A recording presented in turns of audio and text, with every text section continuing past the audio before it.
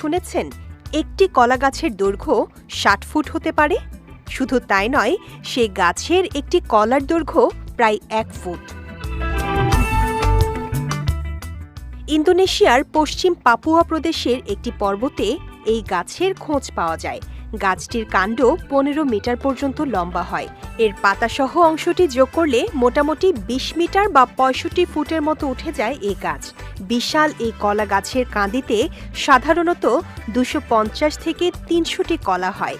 এর একটি কাঁদের ওজন প্রায় ৬০ কেজি।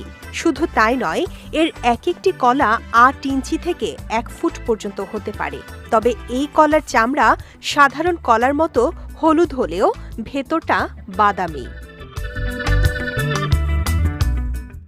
সাধারণত খাড়া গিরিখাদের মধ্যে আর্দ্র বা ভেজা জায়গায় কিংবা পাহাড়ের ওপরে আর্দ্র জায়গার কিনারে এই গাছ জন্মায়।